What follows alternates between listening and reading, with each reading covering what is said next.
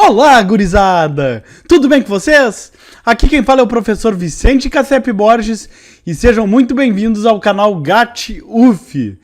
Estamos seguindo aqui com a nossa playlist sobre inteligência e hoje nós vamos discutir o tema dos superdotados. Vamos apresentar um pouco sobre o que é superdotação, discutir um pouco esse mundo dos superdotados, vamos falar até um pouco da personalidade deles. Não vai ser um vídeo tão diretamente sobre o assunto inteligência, psicometria da inteligência, mas um vídeo super importante, um vídeo que não poderia faltar numa playlist sobre essa temática. Então, muito obrigado por estar aqui, muito obrigado por estar assistindo ao vídeo. Vamos lá para o nosso conteúdo, vamos adquirir conhecimento e vamos ficar mais inteligente. A humanidade sempre teve interesse em localizar os seus indivíduos mais inteligentes, separar quem são essas pessoas mais inteligentes e achar uma maneira de conhecer eles, né? Porque se acredita que a educação de indivíduos superdotados, se a gente prestar atenção numa educação legal para essas pessoas mais inteligentes, eles levam todo o povo à prosperidade, né? Então isso é bem interessante se a gente conseguir uma maneira de identificar os superdotados para dar uma educação adequada. Isso traz a prosperidade do povo inteiro, né? Mesmo tendo essa concepção, o Brasil pouco investe em políticas relacionadas ao superdotado. O Brasil pouco para não dizer nada, né? Isso aqui é uma coisa tirada das diretrizes gerais da Diretoria Geral da Austrália, um documento até antiguinho, né? Mas a Austrália está começando a se conscientizar de que, no mundo atual, a sobrevivência industrial e econômica do país depende em larga escala da busca e estímulo da excelência, e que um dos recursos nacionais mais valiosos é a inteligência superior de alguns indivíduos. Tá? Vocês viram essa palavra que forte que é recursos nacionais mais valiosos que se tem. É mais, sei lá, o que tem na Austrália, lá de minérios, coisas, diamantes, cangurus, eu não sei o que são os recursos naturais ou nacionais da Austrália, mas um dos mais valiosos é a inteligência superior de alguns indivíduos. E eu concordo com isso. Isso a inteligência da pessoa é um recurso nacional importante. Eu trouxe a da Austrália, mas poderia ser do Brasil, né? Um dos recursos mais importantes do Brasil é a inteligência do brasileiro. Sem a inteligência do brasileiro, de que adianta ter uma Amazônia, de que adianta ter vários rios cortando território e etc. Sem inteligência do indivíduo. Isso é o que faz a gente prosperar. O indivíduo ser inteligente, né? E acho que na aula sobre o QI das nações, talvez a gente tenha entendido sobre isso.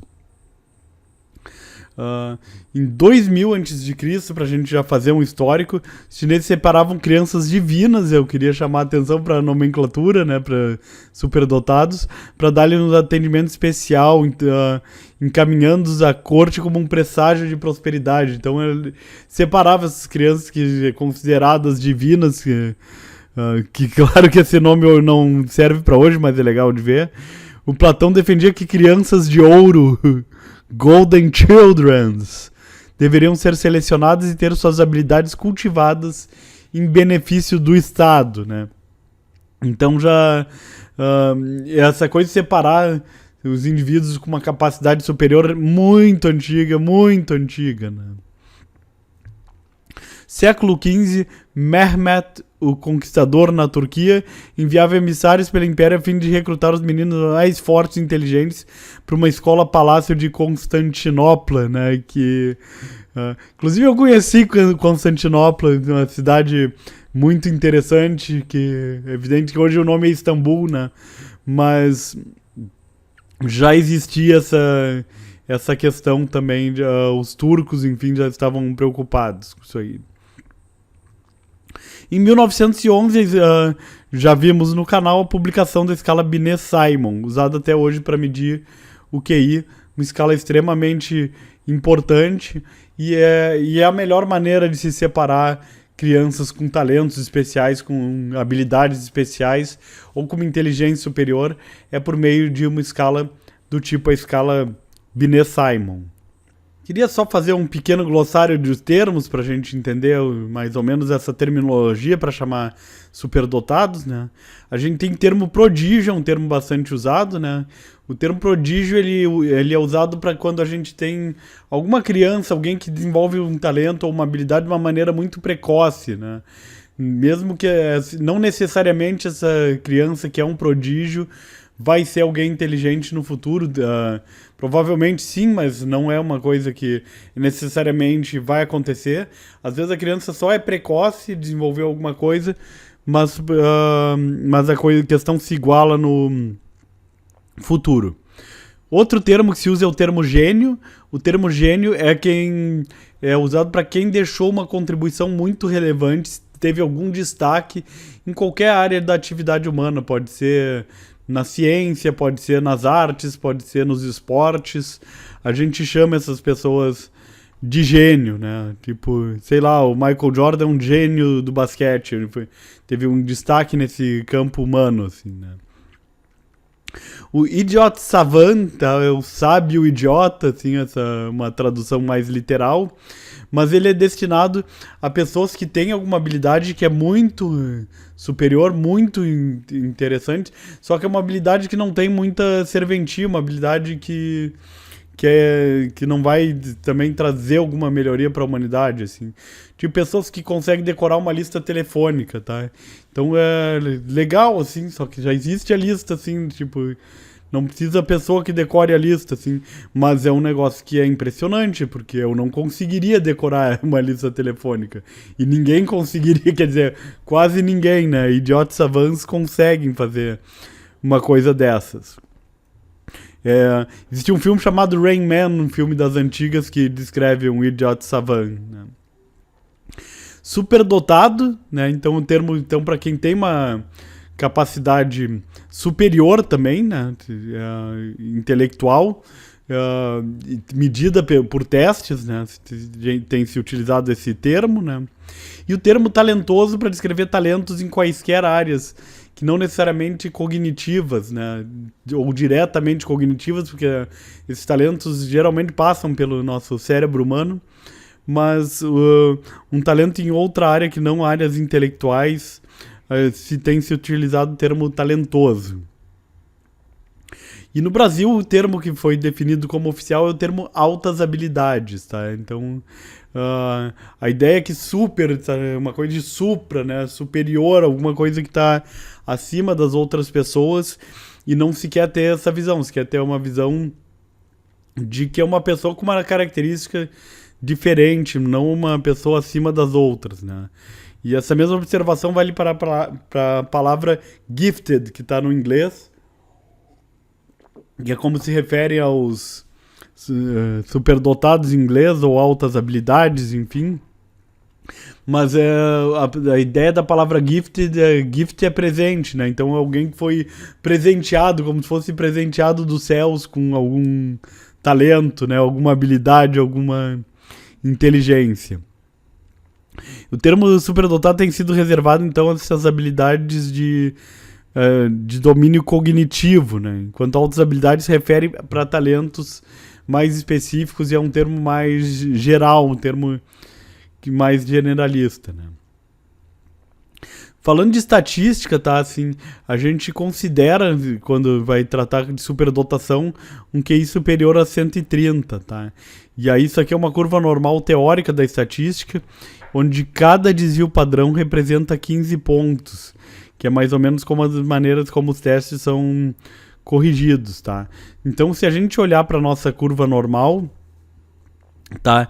A gente tem esse espaço aqui em laranja, 34 mais 34, que vai dar 68,26% das pessoas, elas estão entre 85 e 115, assim, menos um e mais de um desvio padrão acima da média. Então a gente tem esses quase 70%, 2/3 da população nessa inteligência mediana, né?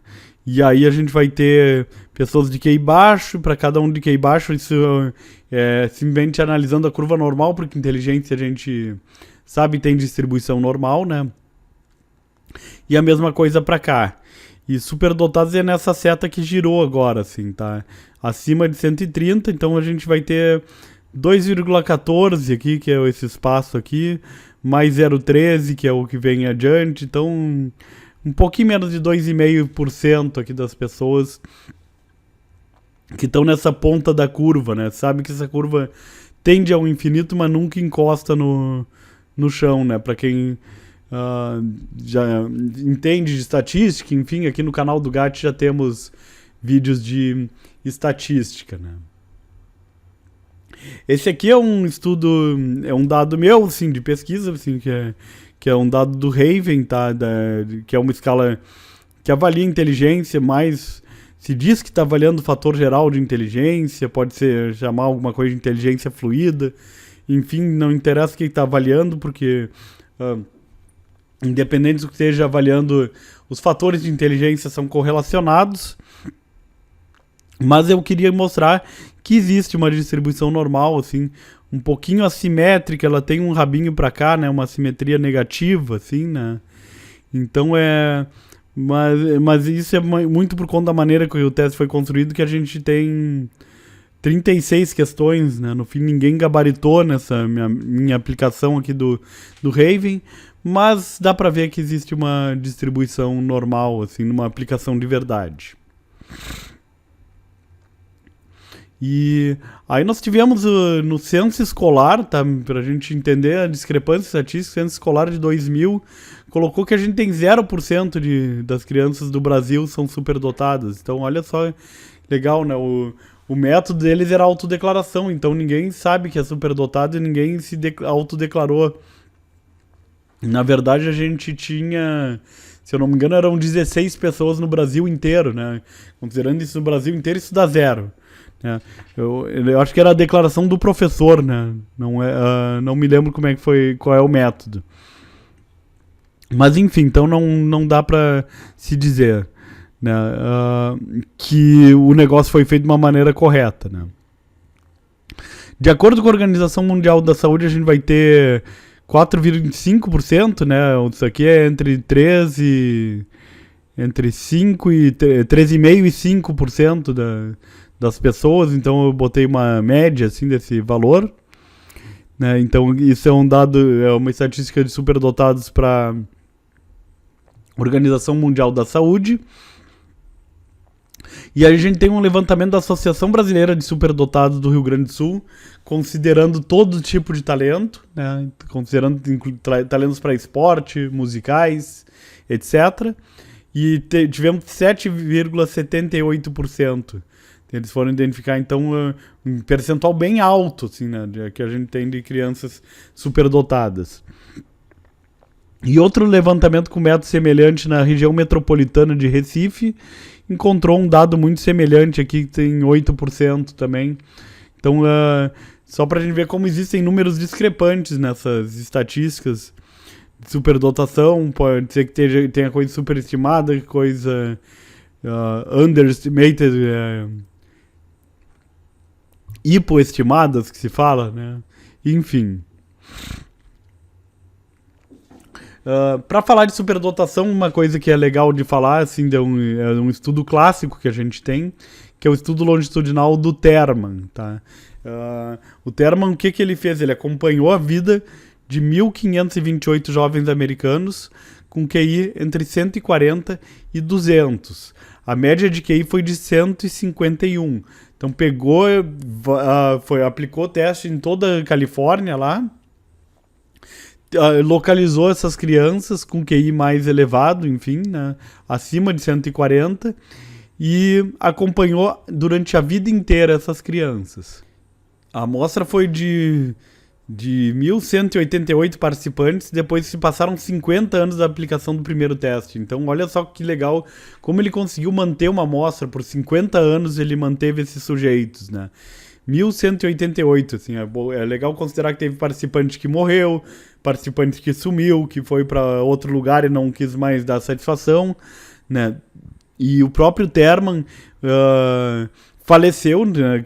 Claro que o Terman começou o estudo, ele era adulto, ele estava investigando crianças, e essas crianças, enfim, foram crescendo, enfim. E outros participantes, seguidores deles, orientandos, etc., discípulos continuaram a pesquisa mesmo depois da morte do Terman, né? E, então, muito legal ele ter conseguido esse tipo de dado. E o estudo chegou às seguintes conclusões, né? A primeira é que o QI dos participantes teve poucas variações. Hoje a gente sabe isso também em função desse estudo do Terman, que o QI das pessoas varia muito pouco na vida. Assim, a pessoa continua mantendo uma estabilidade do seu QI durante a vida. 14% dos homens e 4% das mulheres desse estudo tiveram grau de PhD em alguma área, assim, né? Então, imaginem isso aqui, década de 30, era pouco comum as pessoas terem grau de PhD, né? Então, é um número extremamente elevado. A gente pegou as crianças, né? Para 14% é um número elevado. E 4% das mulheres também é um número elevado. A gente tem que considerar que era uma sociedade que as mulheres não iam para esse lado de estudar, enfim, né? E esse grupo ainda recebeu diversas premiações, honrarias acadêmicas, tiveram vários premiados com acadêmicos importantes, né, que fizeram parte da amostra do Terman. Mas 15% dessa amostra, também um número elevado, obteve um rendimento salarial abaixo da média do país, tá? Claro, a gente tá falando da média, assim, as pessoas normais, 50% das pessoas têm um rendimento abaixo da média do país, porque a média é onde corta no meio, né, assim, caso a média seja a mesma coisa que mediana, que é o que se espera, tá? Numa distribuição normal. Então não é todo mundo que teve um rendimento acima da média do país, tá? 15% foi pro lado de baixo, foi pra outra metade da curva, né? Metade que as pessoas não querem estar, as pessoas querem ganhar bastante. E alguns desses indivíduos se tornaram alcoólatras, homossexuais, pacientes psiquiátricos, e ainda teve gente que passou por prisão, teve gente que foi presa, tá? E isso aqui sempre é bom destacar, tá? Que o Terman descreve dessa forma, assim, considerando, assim, tipo, o homossexualismo como uma coisa ruim, tá? Ou homossexualidade, agora eu não sei qual que é, assim, que é homossexualidade, homossexualismo é porque é doença, assim, né? Agora eu não sei qual que dizem que é doença, mas enfim, não é doença, tá? Então o Terman descreveu pessoas que se tornaram homossexuais apesar de ser superdotados, enfim, então deem um desconto lá para a época do estudo, para a sociedade da época, né? Mas enfim, ser alcoólatra continua ruim e paciente psiquiátrico também continua não sendo legal, tá? E passar por prisão pior ainda. Então, isso só para dizer que inteligência não é garantia de nada, assim. Então, esse investimento na educação é bastante importante, né? Eu trouxe aqui, eu tô trazendo alguns famosos. A gente tem o Lúcio Flávio, tá? Que é um bandido famoso também das antigas, e teve seu QI estimado entre 132 e 145. Então pra gente ter um exemplo de alguém muito inteligente que se tornou bandido, tá? Eu queria trazer um pouco das inteligências múltiplas, tá? É uma teoria do Gardner, eu comentei em vários vídeos, é uma teoria que é bastante difundida na sociedade. Vamos ver se eu faço um vídeo só sobre ela, que eu queria muito fazer, tá? E essas inteligências são a inteligência linguística, musical, a lógico-matemática, espacial, corporal sinestésica, interpessoal e intrapessoal, pelo menos na primeira vez que o Gardner teorizou sobre isso, assim, né? Eu já não gosto dessa teoria e depois o Gardner foi ampliando a teoria e para mim foi piorando, assim. Enfiou uma inteligência naturalística, uma inteligência espiritual, mas para todos os efeitos nós vamos ficar com essas 7 primeiras inteligências aqui que ele descobriu, e eu tô trazendo essa teoria porque ela é interessante para identificar talentos, tá? Então a gente tem algumas áreas que elas não são contempladas por testes de inteligência, mas são consideradas talentos também. Então vamos falar um pouco de cada uma delas, né? Eu trouxe algum ícone de cada área aqui, de cada inteligência, né? O Goethe me impressionou pelo QI que estimaram dele. Assim, na época dele não existia teste de QI, mas se estimou o QI dele em 210, o que é surpreendente. Aqui eu não sei nem quantos desvios padrões em cima da média, assim.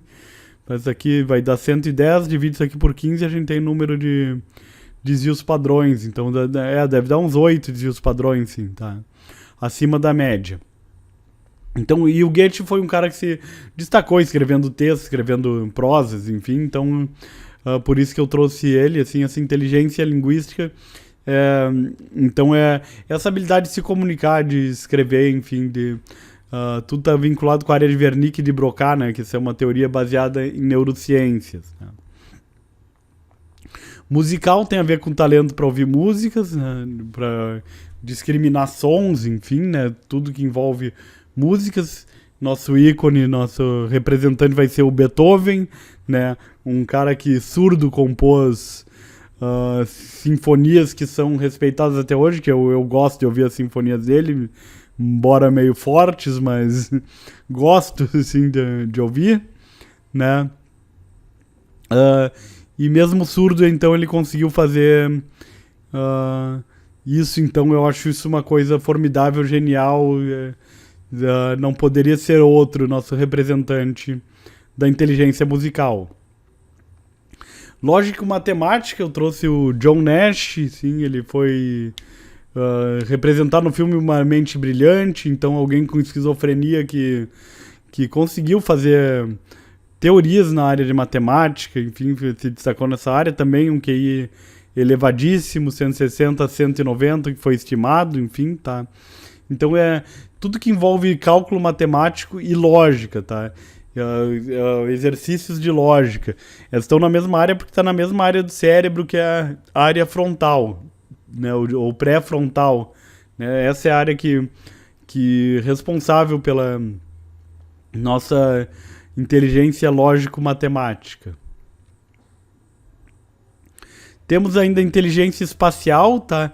Que envolve localização no espaço, pensar objetos no espaço, né? E eu trouxe o Bob Fischer, Robert James Fischer, outra pessoa de QI elevado, assim.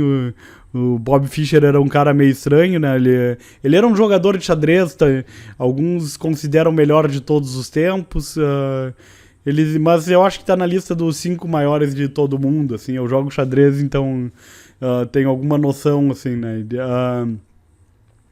Bob Fischer ele foi um americano que competiu com a União Soviética na Guerra Fria, assim.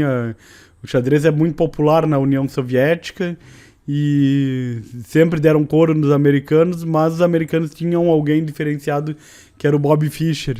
E depois eles não tiveram nenhum no mesmo nível lá nos Estados Unidos. Eles até tentam repatriar ou dar cidadania para alguns bons jogadores, assim, mas nenhum chega no nível do que foi o Bob Fischer, né? E acho muito legal e icônica essa foto dele velho e enfim, pouco preocupado com a aparência, né?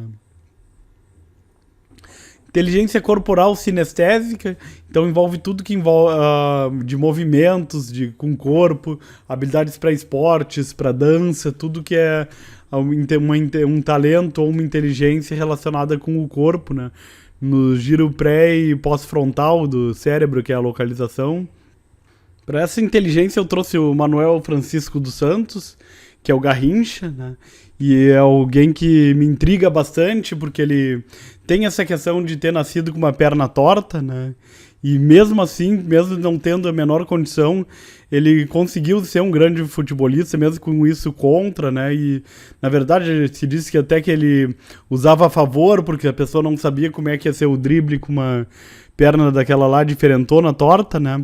Então eu achei um grande ícone para trazer. Podia ter trazido uma bailarina, um outro esportista, ou algum de basquete, que é o esporte que eu gosto. Mas eu achei icônico, e também porque aqui no Rio eu sou botafoguense, tá? Então eu achei legal trazer um do meu time do coração aqui do Rio, que depois que eu vim pro Rio virei botafoguense desde criancinha, né? O Garrincha, ele teve uma história que é legal, assim, que ele foi avaliado quando foi jogar na seleção brasileira, fizeram uma avaliação psicológica dele, e então ele já adulto, e estimaram ele com QI de uma criança de 7 anos. Inclusive o psicólogo defendeu que o Garrincha não jogasse a Copa do Mundo. Ainda bem que não deram ouvido pro psicólogo, porque se desse ouvido pro psicólogo, ele não teria trazido o Bi pro Brasil, né? Assim, que o Pelé não jogou a Copa e ficou nas costas dele lá, né? Então, porque ele tem esse talento para jogar futebol, assim, isso aí é inegável, assim.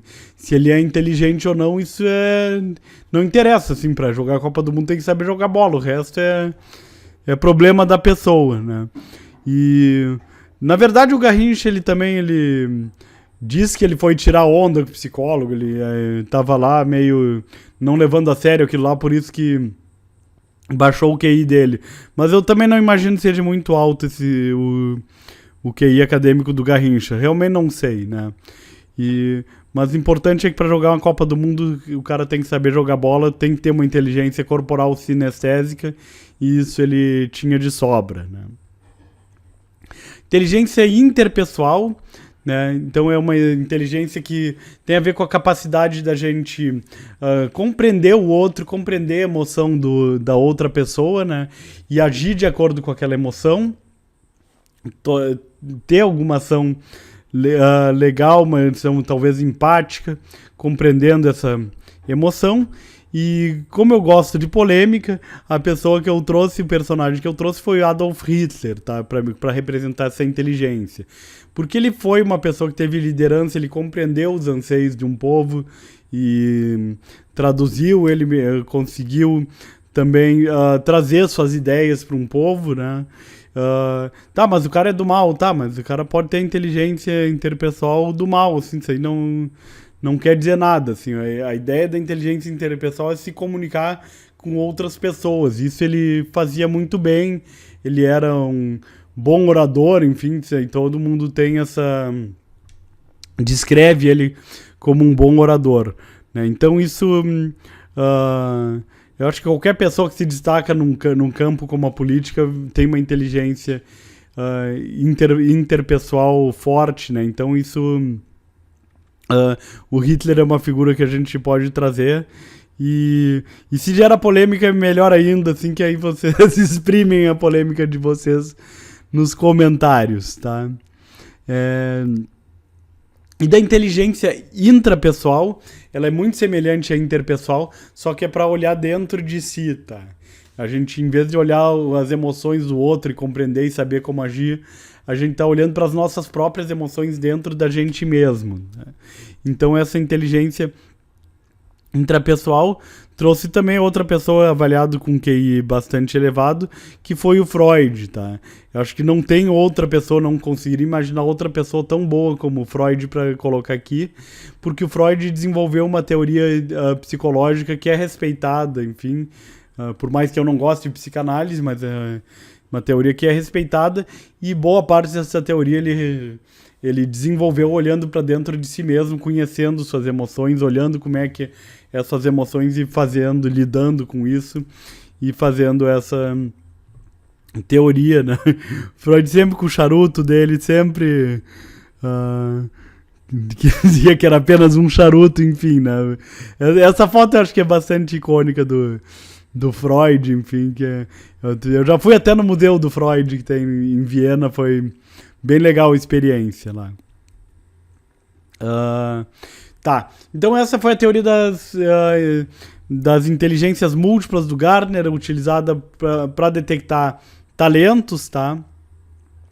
Mas a gente tem uma outra teoria que é bastante importante, que são os 3 anéis de Renzulli, uma teoria que é bem simples e bem utilizada para se detectar a superdotação, né? Então o Renzulli vai dizer que são 3 anéis, 3 características, né, que são a capacidade acima da média. O superdotado ele tem que ter uma capacidade acima da média, ele tem que ter um envolvimento com a tarefa, além de ter essa capacidade, ele se envolve muito com a tarefa, ele fica muito focado na tarefa, e o aspecto da criatividade. Então, se a gente encontrar as 3 coisas, criatividade, capacidade acima da média, envolvimento com a tarefa, a gente tem o superdotado. O superdotado vai estar nesse meio, onde a gente tem as 3 características, tá? Então, por exemplo, aquele idiota savant que decora a lista telefônica, ele tem muito envolvimento com a tarefa, porque ele se dedica, ele olha muito para a lista telefônica, ele tem uma capacidade acima da média, porque aquilo não é normal uma pessoa decorar uma lista telefônica, mas não é nada criativo, então ele não é superdotado por causa desse anel, assim, tá? Então essa seria a teoria do Renzulli, que mais tarde ele reformulou, enfim, que isso aqui tá em inglês, é uma figura já dele lá, mas ele colocou isso aqui que seria uma rede, assim. Tem que ter uma rede de apoio, tem que ter um contexto, né? É a nossa velha história, nosso velho... acho que todo mundo já ouviu esse questionamento, já se perguntou sobre isso.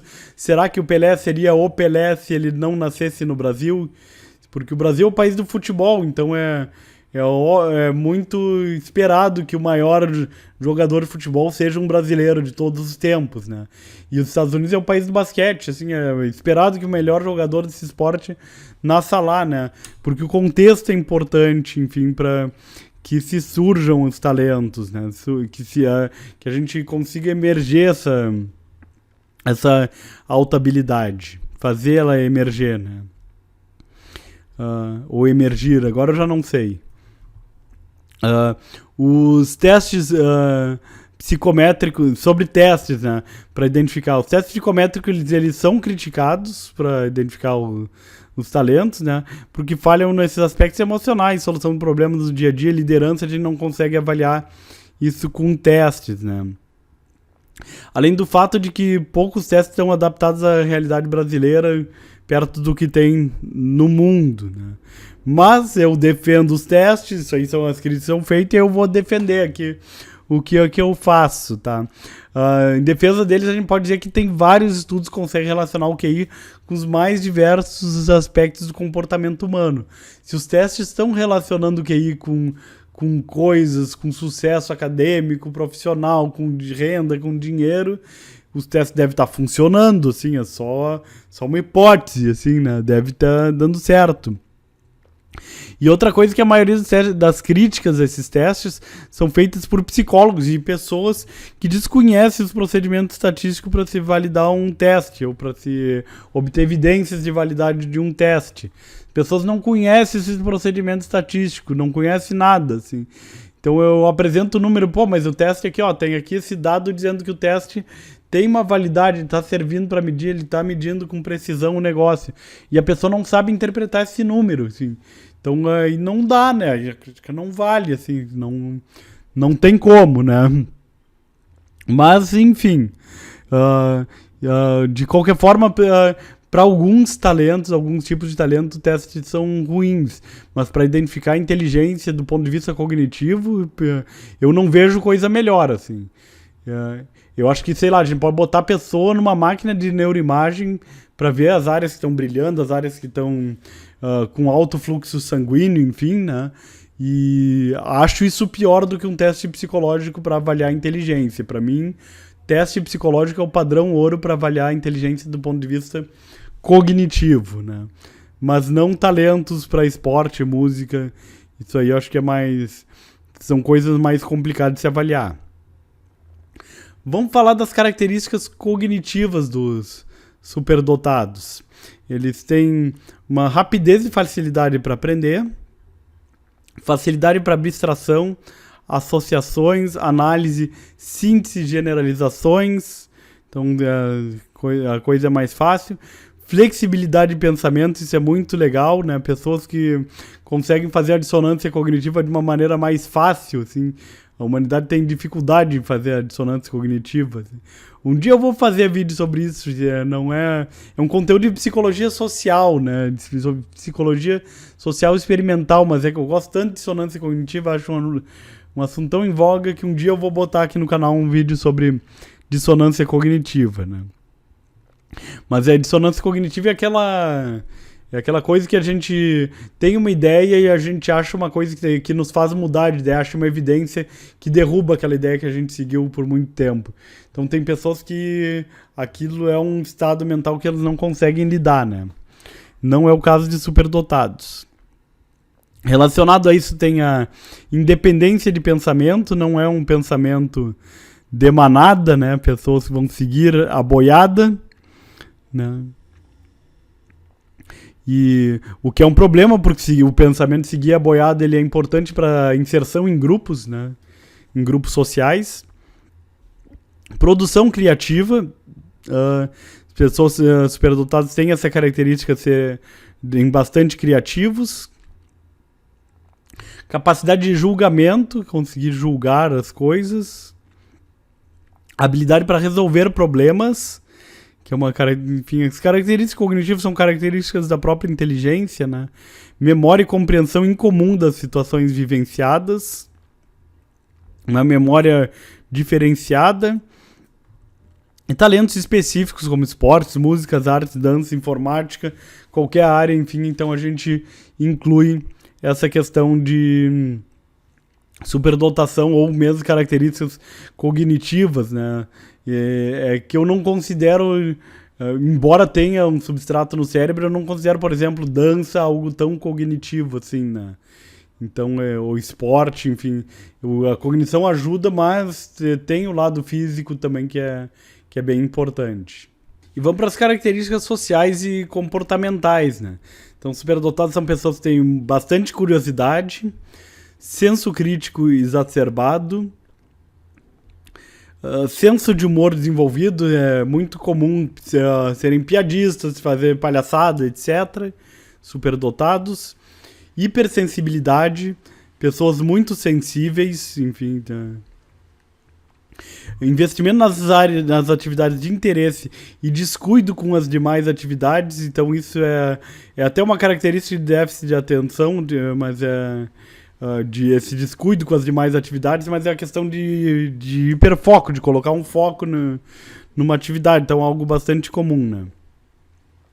Comportamento cooperativo, superdotados geralmente sentem muito prazer em colocar essa questão da inteligência, das habilidades intelectuais dele à disposição das outras pessoas. Habilidade no trato com as pessoas, então são pessoas de boas habilidades sociais, em geral se acha isso. Liderança, que a inteligência ela ajuda a levar a questão de liderança. Capacidade de analisar e propor soluções para problemas sociais, tá? Então isso geralmente superdotados estão pensando muito na sociedade, pouco na relação próxima também, né? Mas pensam muito em problemas macro, né? Aborrecimento com rotina, isso também acontece, de se aborrecer com atividades de rotina que pouco forçam a criatividade. Inconformismo, característica que a gente tem bastante, os rebeldes sem causa. Isolamento, também acabam se isolando, é até meio contraditório com a habilidade do trato com as pessoas, mas não é tão contraditório, se pode ter as duas coisas, né? Conduta irrequieta, né? Então que também leva a essa confusão se isso é TDAH ou não, né? Se transtorno de déficit de atenção e hiperatividade ou não, né? Então, mas tenta se olhar para essa capacidade acima da média quando se tem para tentar fazer o diagnóstico diferencial, a questão de criatividade, né? Também para a gente ver assim, mas é muito difícil porque a pessoa pode ser superdotado e TDAH ao mesmo tempo, né? É um diagnóstico diferencial difícil. E vamos para alguns mitos sobre superdotados, né? Primeiro mito é que o superdotado é um gênio, tá? Isso aí também é mito, né? Porque gênio é aquele que produz uma obra relevante para a humanidade, deixa alguma contribuição, a gente falou disso nas definições, né?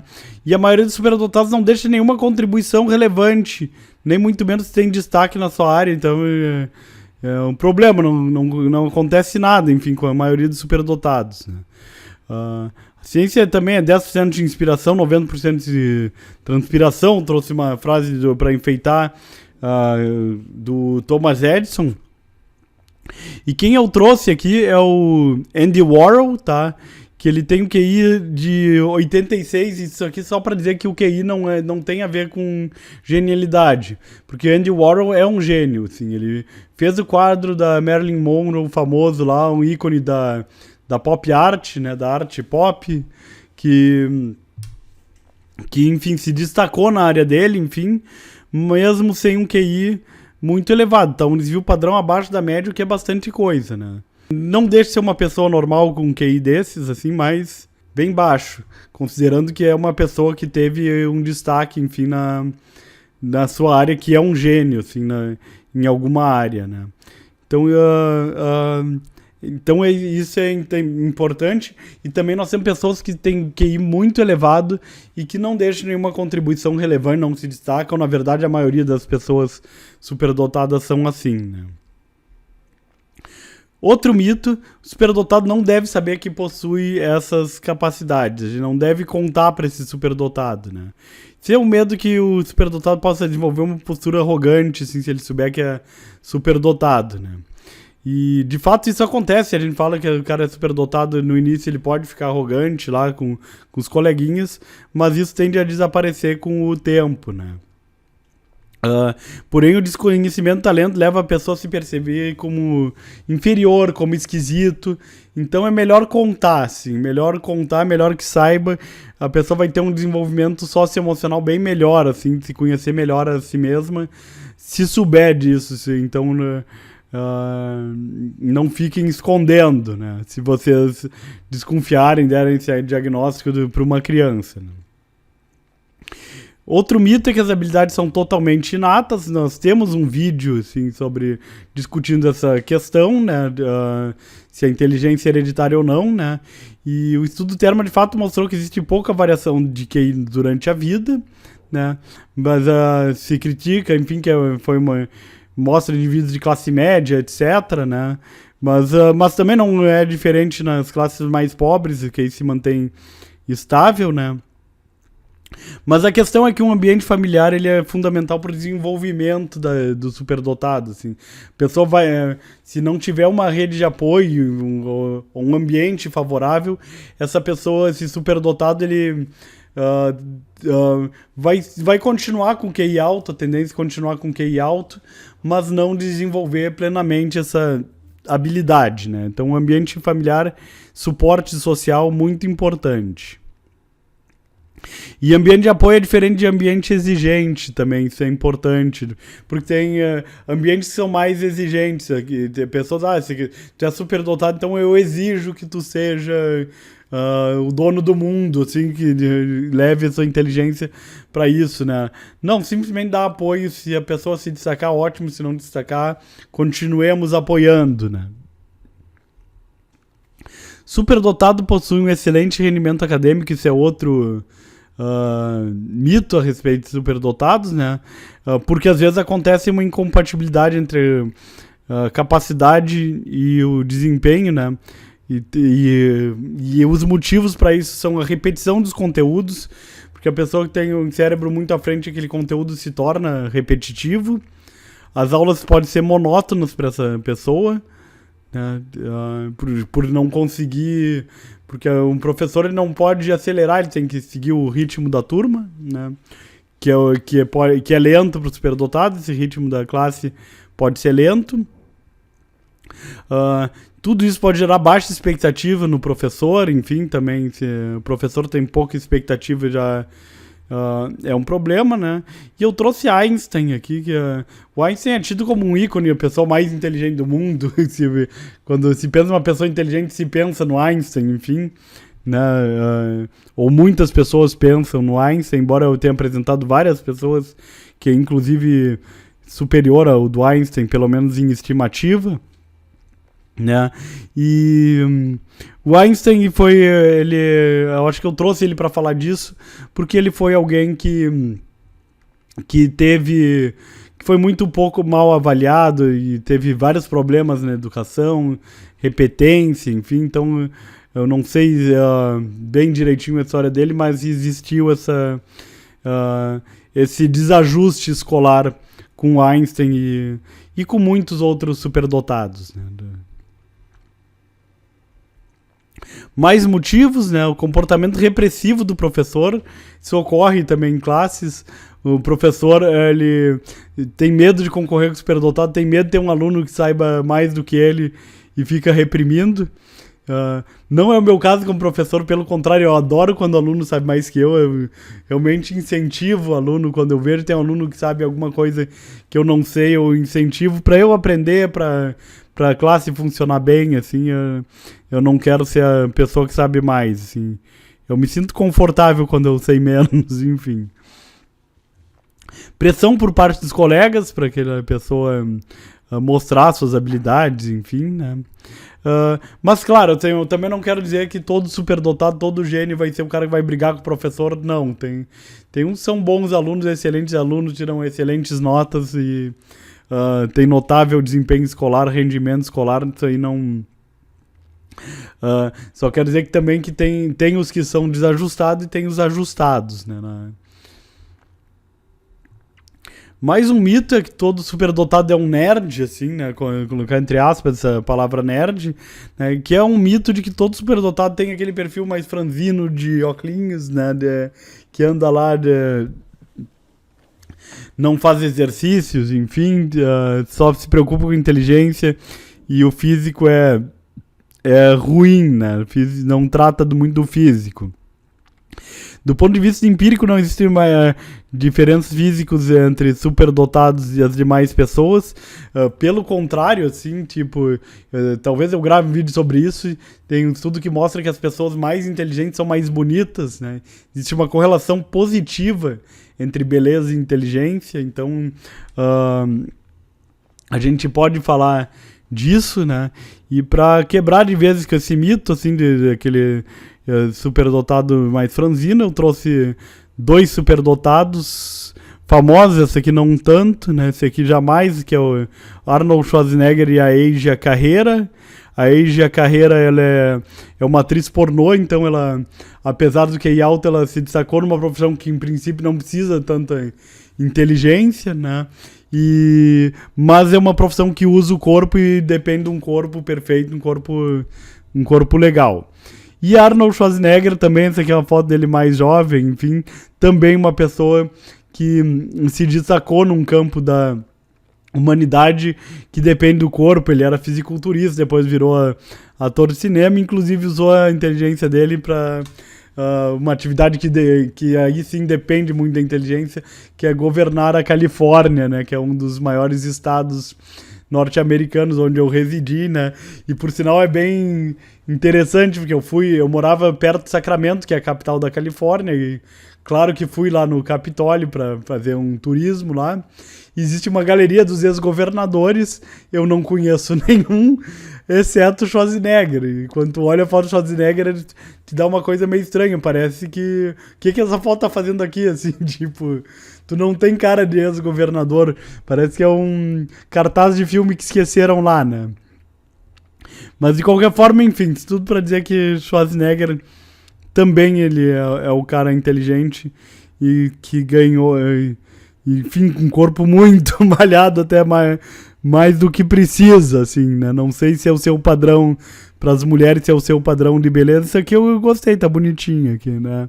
E agora eu queria falar sobre os modelos educacionais para superdotados, né? Porque por se tratarem de indivíduos são diferentes, superdotados têm que receber uma educação de uma maneira diferente também, né? E os modelos utilizados para fazer essa educação são a aceleração, o enriquecimento e a segregação. Vamos falar o que é cada um deles, né? Primeiro, só trouxe figura de Skinner, eu não achei nenhuma estimativa do QI do Skinner, tá? Pra trazer, mas o Skinner é um cara que pensa os modelos educacionais, não só para superdotados, mas para pessoas em geral, de uma maneira muito louca, assim. Eu gosto muito de como o Skinner pensa as coisas, assim. Louca no bom sentido, né? Louca... é um elogio, ele é um cara que pensava fora da caixinha, assim, né? Com perdão do trocadilho, né? E o que vamos lá, um por um. A aceleração consiste em fazer com que o superdotado cumpra as exigências curriculares em menos tempo, né? Então vai ser em classes regulares. Então como aquele indivíduo está conseguindo absorver o conteúdo mais rápido, ele já segue, assim, aí que nós vamos ter aquela criança de, sei lá, de 10 anos que já chegou na faculdade, né? Então isso é aceleração. E a vantagem dela é que diminui a insatisfação do aluno com a educação, assim, ele não fica naquela monotonia, né? Então ele já consegue correr com as coisas mais rápido. E faz com que o superdotado também tenha contato com pessoas mais velhas, o que é uma coisa interessante, porque superdotados buscam amizades com pessoas mais velhas e nessa aceleração ele consegue isso, né? Apesar de que também é importante que para o desenvolvimento emocional que ele tenha contato com pessoas da mesma idade, né? E claro, ela necessita de acompanhamento psicológico, porque é estranho uma criança estar lá no meio de um monte de adulto, assim, o acompanhamento psicológico tem que acontecer também para a aceleração ser bem sucedida. O enriquecimento é a segunda, né, a alternativa, que é a ampliação do currículo com atividades de interesse superdotado, né? Então fazer mais tarefas, essa classe aprofundar mais naqueles conteúdos, né? Uma das modalidades é isso, é aprofundar no conteúdo estudado, né? E outra é a realização de atividades em turno invertido nas férias escolares, dar algumas atividades para essa pessoa estudar, que é a mesma coisa também que aprofundamento, né? Só que em outro horário. E a segregação, que é a outra alternativa, né? Que é colocar o superdotado em classes especiais, né? E essa é a modalidade mais polêmica, assim. Na verdade, todas são polêmicas, mas essa aqui também é mais porque tem muito um discurso de educação inclusiva, e se fala muito nisso, e segregar não se quer nem com deficiente, nem com superdotado, né? A segregação, a vantagem dela é que facilita o contato do superdotado com outros superdotados, o que é legal, né? Um grupo homogêneo que facilita o trabalho do professor, o professor já pode aprofundar nas matérias. E eleva o entusiasmo do superdotado também, acho que alternativas, uma educação alternativa, uma educação mais apropriada já, de qualquer forma, eleva o entusiasmo do superdotado, mas a segregação também faz isso, né? Mas ela possui alguns aspectos contrários, né? Ela é dificultada pelo fato de superdotados possuírem habilidades em diferentes áreas, então é muito difícil ter aquela turma homogênea que todo mundo tem talento na mesma área, né? Apesar de que inteligência ela é unifatorial, a gente vai ter um fator geral. Unifatorial, eu já expliquei tudo isso aí na aula da teoria CHC, né? Ele é unifatorial com vários fatores diferentes subordinados, né? O superdotado ele necessita também conviver com pessoas de menor habilidade, isso faz parte enfim, do aprendizado da vida, assim, ele não pode tirar esse contato das pessoas, né, com pessoas normais, e também a possibilidade de que esse grupo que está na classe especial desenvolva uma postura snob, arrogante, enfim, eu sou daquela turma lá dos superdotados, enfim, aí se cria aquela turma dentro de um colégio, fica um negócio meio estranho, as outras turmas vão ficar com raiva daquela turma, e, enfim, né, então não é uma coisa que é delicada, é uma desvantagem, é um problema que a gente tem que pensar de fato, né. Agora falar um pouco da legislação que a gente tem no Brasil, né, a gente tem a Lei de Diretrizes e Bases de Educação, em 96. A gente tem uma resolução de 11 de setembro de 2001, assim, que é uma data icônica, não por causa dessa resolução, mas porque nesse dia estavam enfiando uns aviões lá nas Torres Gêmeas, assim, como quem não quer nada, né? Então foi um dia bem trágico para a história da humanidade, mas teve a coincidência do Brasil editar essa resolução número 2 do Conselho Nacional de Educação. No seu artigo 59 aqui, então, diz que os sistemas de ensino, isso é a Lei de Diretrizes e Bases de Educação Nacional.